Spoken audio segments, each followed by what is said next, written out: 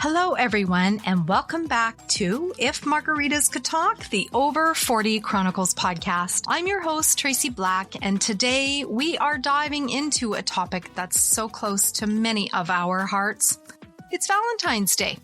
Valentine's Day trends and how to keep the fire of love alive no matter what stage of life that you're in. Now, whether you're single, partnered, or somewhere in between, love is a universal language. And let's face it, we could all use a little more of it, especially as we navigate through life's ups and downs. Of course, grab your favorite drink, perhaps a margarita if you're feeling festive, and let's get chatting about what's trending this Valentine's Day.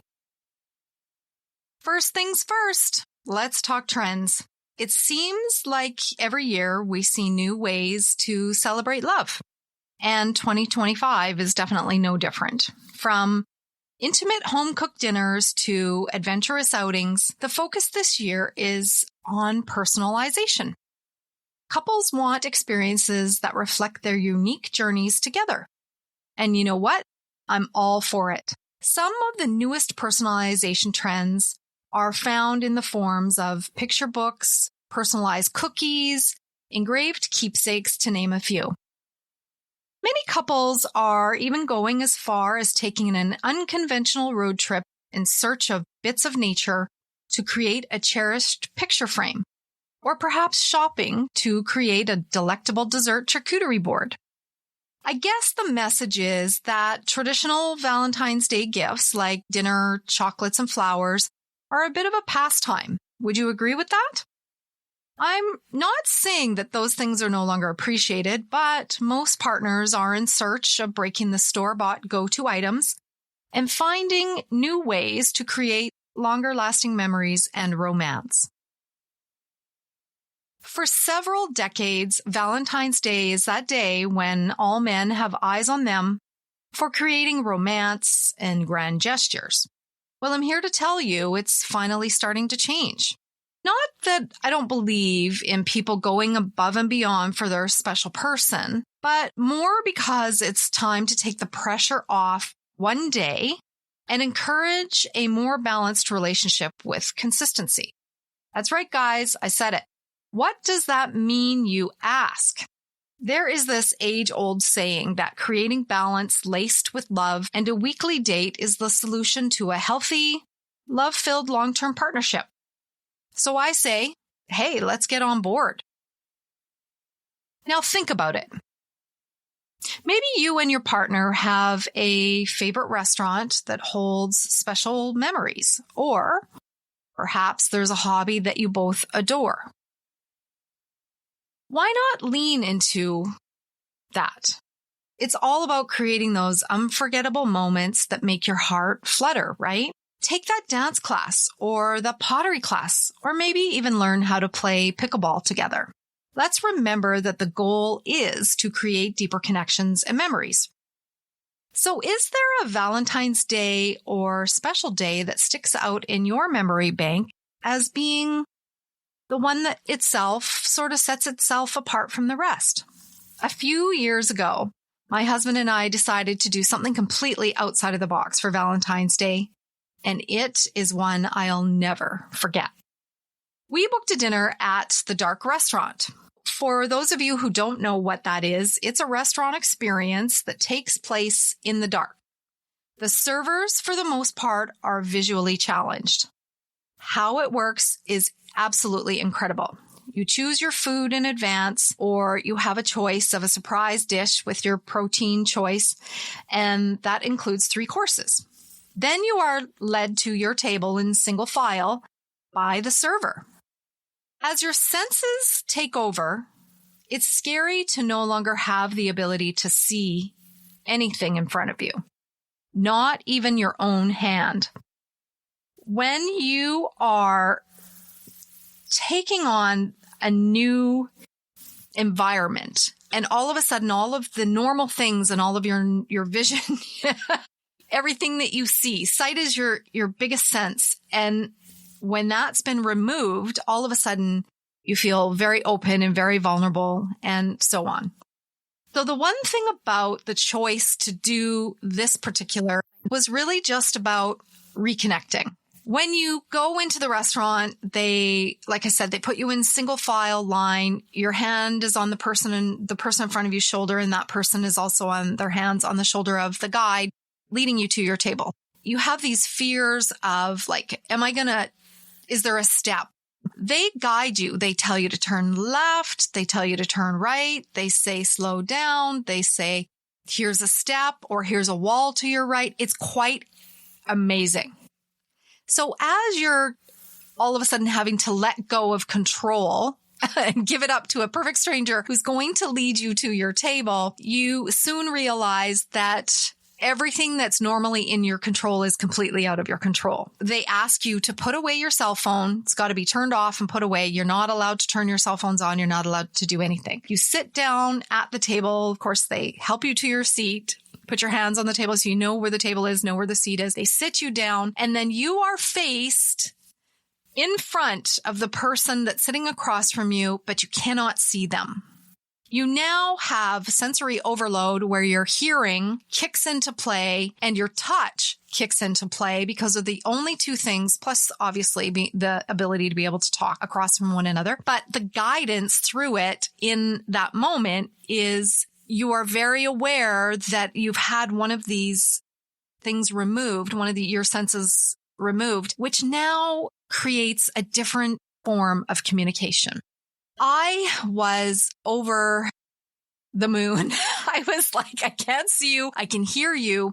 I don't know what I'm touching. You're trying to reach across from the table from each other to hold hands. And that experience of touch became more, it was way more heightened. So the hands feel different.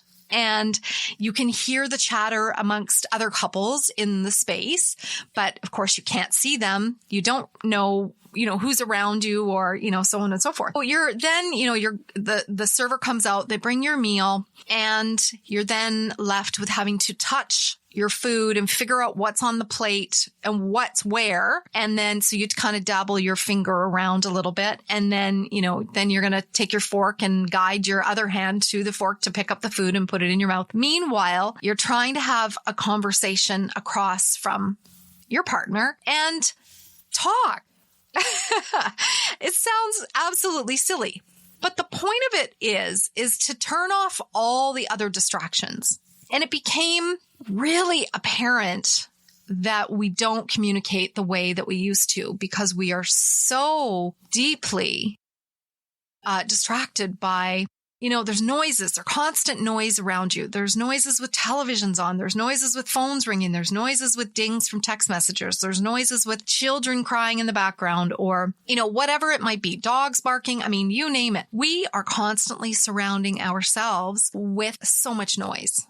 And I think what's happened is sort of like taken away from our heightened sense of awareness to be able to sit down and have a deep-seated conversation with the person that we share our life with and have it actually be meaningful and connecting. The one thing that both of us took away from it is that we have lost some of that internal communication and we had to be forced. And it was the best, because I'm telling you about it right now, right? It was one of the best Valentine's Day surprises that the two of us experienced, and I will take it with me forever. I encourage you to try this method. If you're looking for something to do this Valentine's Day, it might be too late to book something, but it's incredibly important to reconnect.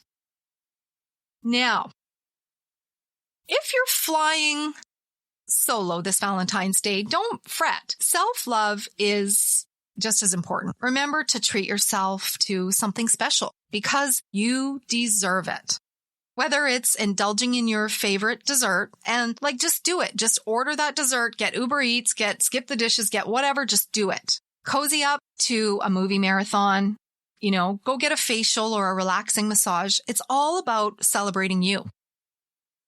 Perhaps you and your gal pals get together for a Valentine's Day cozy brunch in your pajamas, or book an appointment to get permanent bracelets, or do perhaps an DIY craft afternoon to celebrate each other and lift up everyone's spirits. Valentine's Day is the one thing that I like to keep in mind is that older neighbor or friend that perhaps is also alone.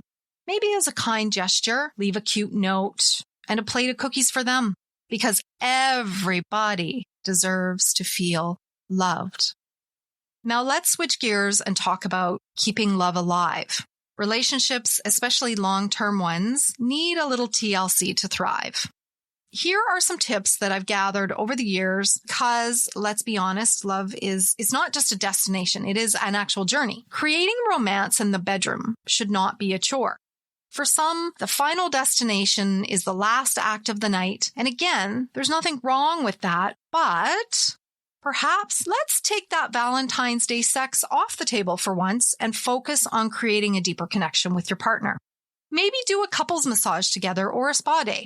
Long-term relationships require consistency, balance, and romance, but not just for one day. Let's take the pressure off each other and spend it with authenticity.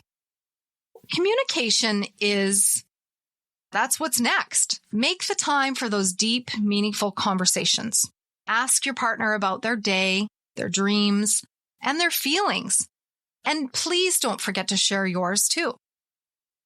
Creating moments of intention not only shows your partner you love them, but you care for them. You're taking the time to listen. Something that I think has gone to a wayside is exactly that. A recent study shows that 65% of couples' biggest issues are communication.